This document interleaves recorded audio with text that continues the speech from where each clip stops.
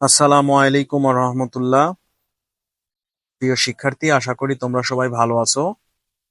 আজকে আমি তোমাদের সামনে হাজির হয়েছি রিডিং ফ্রম ইংলিশ লিটারেচার এই ইউনিট থেকে একটা গুরুত্বপূর্ণ lesson, lesson 6, the purple jar, part 1। আজকে আমি তোমাদেরকে এই দ্য পার্পল জারের পার্ট 1 এর এখানে যে টপিকটা দেওয়া আছে এটা line by line Bangla analysis করে দেব। তোমরা জানো যে ইংলিশ ফার্স্ট পার্টের তোমাদের এই অংশ থেকে কিন্তু 8টা প্রশ্ন দেওয়া থাকবে, তোমাদেরকে 5টি প্রশ্নের আনসার করতে হবে। সো এখানে যে টপিকগুলো দেওয়া আছে প্রত্যেকটা টপিক খুব সুন্দর বাংলা সহ তোমাদেরকে বুঝতে হবে, দেন তাহলেই কিন্তু তোমরা প্রশ্নগুলোর উত্তর দিতে সক্ষম হবে। সো আমরা প্রথমে দ্য পার্পল জার পার্ট 1 এর বাংলাটা করি, চলো। Rosamund, a little girl about 7 years old। Rosamund 7 বছরের একটা মেয়ে was walking with her mother in the street of London, যে তার মায়ের সাথে লন্ডনের রাস্তায় হাঁটছিল। As she passed along, she looked in at the windows of several shops. যেহেতু সে অতিক্রম করছিল, সে দেখলো কিছু জানালা, মানে সে কিছু দোকানের জানালা দেখলো। And saw a great variety of things. এবং সেখানে সে অনেক জিনিসের সমাহার দেখলো। She wanted to stop. সে থামতে চাইলো, to look at them, এগুলোকে দেখে, and buy them all, এবং সবগুলোকে সে কিনতে চাইলো, without knowing their uses or even without knowing their names, এগুলোর নাম বা ব্যবহার কোনোটাই না জেনে সে এই সবগুলোকে দেখতে চাইলো এবং কিনতে চাইলো। আমি আশা করব তোমরা ফার্স্ট পেয়ার এতটুকু বাংলা বুঝতে সক্ষম হয়েছো। সেকেন্ড প্যারাতে বলা হচ্ছে, দেখো, at first they stopped at a milliner's shop। প্রথমত তারা একটা মিলিনার্স শপে দাঁড়ালো। মিলিনার্স শপ বলতে যেখানে বা যে দোকানে মেয়েদের টুপি বিক্রি করা হয়, অর্থাৎ মহিলাদের টুপি যে দোকানে বিক্রি করা হয় সেটাকে বলা হয় মিলিনার্স শপ। তাহলে তারা প্রথমে কোথায় দাঁড়িয়েছিল? মিলিনার্স শপ। এখানে কিন্তু একটা প্রশ্ন হতে পারে যে তারা প্রথমে কোথায় দাঁড়িয়েছিল। সো আমি আশা করব তোমরা এটা বুঝতে পারছো। তারপরে বলা হচ্ছে, দেখো, the Windows of the shop were decorated with ribbons, lace and festoons of artificial flowers। দোকানের জানালাগুলো সাজানো ছিল রিবনস দিয়ে, বিভিন্ন ধরনের ফিতা দিয়ে এবং কৃত্রিম ফুলের মালা দিয়ে। ফেস্টুন মানে কিন্তু মালা, তাহলে ফেস্টুনস অফ আর্টিফিশিয়াল ফ্লাওয়ার্স, তাহলে কৃত্রিম ফুলের মালা বা কাগজের ফুল বা যে প্লাস্টিকের ফুল আমরা যেটাই বলি না কেন, এক কথায় নকল ফুলের মালা ছিল, বিভিন্ন রকমের ফিতা ছিল, রিবন ছিল, এই সব কিছু দিয়ে ওই দোকানের জানালাটা সাজানো ছিল। Oh mamma, what beautiful roses, won't you buy some of them. ও মা, কি সুন্দর ফুলগুলো, তুমি কি কিছু কিনবে না? নো মাই ডিয়ার, না মা। ওয়াই, কেন? Because I don't want them, কারণ আমার এগুলো প্রয়োজন নেই বা আমি এগুলো চাই না। They are not real flowers, এই ফুলগুলো আসল নয়। They went a little farther, তারা আর একটু এগিয়ে গেল, and came to a jewellers shops, এবং একটা স্বর্ণের দোকানে আসলো। In it were a great many pretty, এটার ভেতরে খুব সুন্দর, মনোমুগ্ধকর, ব্রাইট, উজ্জ্বল, অর্নামেন্টস, অলংকার, অফ লিটল ভ্যালিউ, মানে কি, খুব কম মূল্যের। তার মানে আমরা যদি এই সেন্টেন্সকে আরেকটু অ্যানালাইসিস করি তাহলে বলা হচ্ছে, in it were a great many pretty bright ornaments of little value, অর্থাৎ তারা একটা সোনার দোকানে গেল যেখানে খুব কম মূল্যে সুন্দর এবং উজ্জ্বল কিছু অলংকার ছিল। Set beautifully behind the glass, যেগুলো কি গ্লাসের পেছনে সুন্দরভাবে ছিল, যেগুলো গ্লাসের পেছনে সুন্দরভাবে ছিল। সো আমি আশা করব এতটুকু তোমরা খুব সুন্দরভাবেই বুঝতে পারছো। দেখো তারপরে কি বলা হচ্ছে, দেখো তারপরে বলা হচ্ছে, mamma, will you buy some of this, মা তুমি কি এগুলোর কিছু কিনবে? হুইচ অফ দেম রোজামন্ড, কোনগুলো Rosamund? Which? I don't know which. Look at those earrings. কোনগুলো? আমি জানি না কোনগুলো। তুমি এই ইয়ারিংটা দেখো, এই দুলটা দেখো, দ্যাট নেকলেস, ওই যে নেকলেসটা দেখো, দোজ পেন্ডেন্টস, ওই পেন্ডেন্ট গুলো দেখো। পেন্ডেন্ট পেন্ডেন্ট হচ্ছে আহ অর্থাৎ কোনো কানের দুল বা কোনো নেকলেসের একটা চেন যেটা আসলে ঝুলে থাকে, এটাকে বলা হচ্ছে pendant. Any of them will do, এর যে কোনোটাই তুমি নিতে পারো। দে আর সো প্রিটি, এগুলো দেখতে কতই না সুন্দর। ইয়াস, দে আর অল প্রিটি, হ্যাঁ তারা সবগুলোই সুন্দর।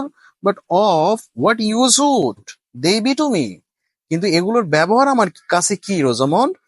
মানে আমি যদি এতটুকু আরেকটু সুন্দর করে তোমাদেরকে বুঝিয়ে দেওয়ার চেষ্টা করি, দেখো, তাহলে বলা হচ্ছে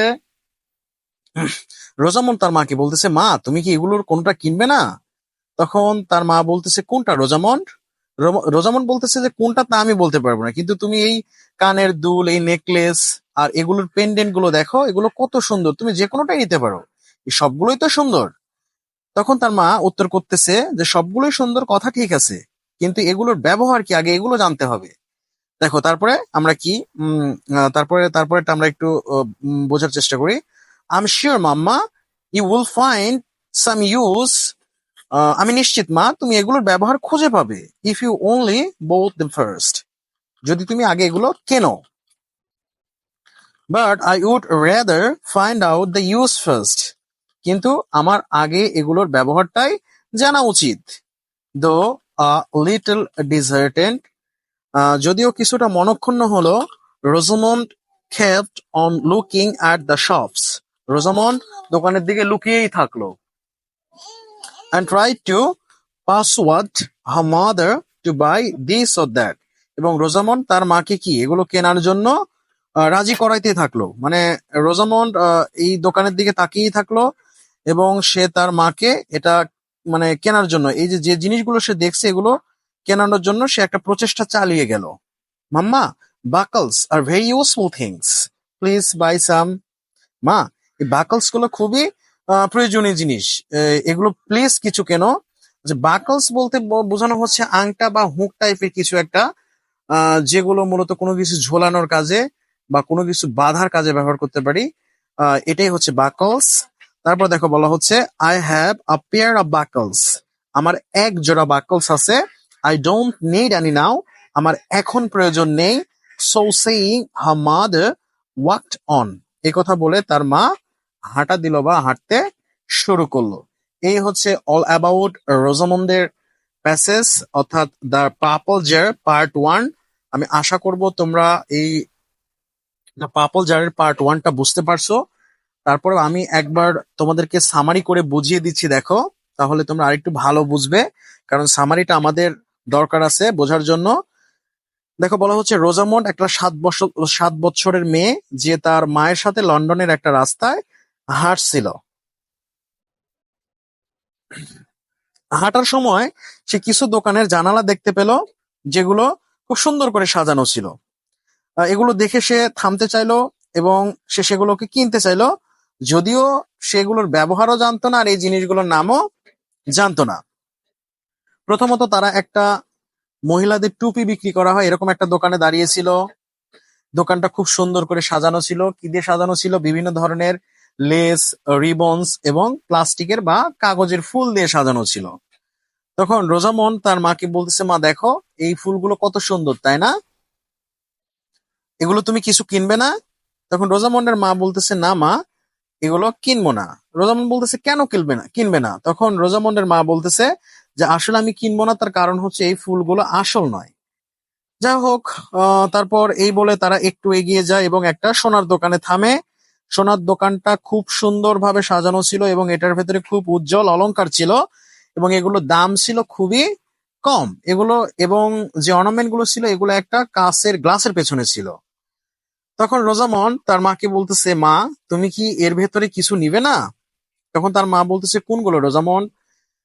তখন রোজামন্ড বলতেছে, কোনগুলো আমি বলতে পারবো না, তবে তুমি এই ইয়ারিংসটা দেখো, এই নেকলেসটা দেখো এবং এগুলোর যে ঝুলন্ত সুন্দর পেন্ডেন্ট এগুলো দেখো, খুবই সুন্দর, কিন্তু তুমি এর যে কোনোটাই কিন্তু নিতে পারো কারণ এগুলো দেখতে খুবই মনোমুগ্ধকর।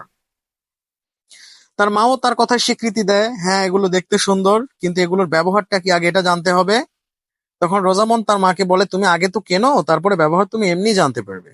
কিন্তু তার মা নাছোড়বান্দা। তার মা আগে বলে ব্যবহারটা আগে জানবো, তারপরে যদি ভালো লাগে দেন কিনবো।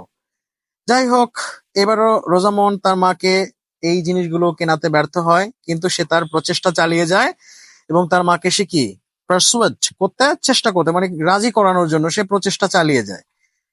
দেন তারপর রোজামন শেষবারের মতো তার মাকে কিছু বাকলস কেনার কথা বলে, যে মা এই বাকলস গুলো দেখো, that is also very nice, তুমি এগুলোও কিনতে পারো।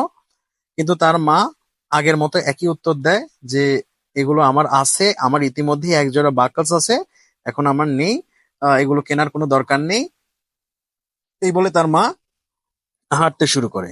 তো এই হচ্ছে আমাদের দ্য পার্পল জার পার্ট 1। আমি আশা করব তোমরা দ্য পার্পল জার পার্ট 1 এই টপিকটা খুব সুন্দর করে বুঝতে পারছো। অ্যান্ড খুব শীঘ্রই আমরা দ্য পার্পল জার পার্ট 2 নিয়ে কথা বলবো। আমার লেকচার যদি তোমাদের ভালো লাগে তাহলে এই ভিডিওটা তোমার ফ্রেন্ডদের সঙ্গে শেয়ার করে দিও এবং আমার চ্যানেলটা সাবস্ক্রাইব করার জন্য বিশেষভাবে অনুরোধ থাকলো। ধন্যবাদ। খুব শীঘ্রই হাজির হব দ্য পার্পল জার পার্ট 2 নিয়ে। ধন্যবাদ সবাইকে। আসসালামু আলাইকুম ওয়া রাহমাতুল্লাহ।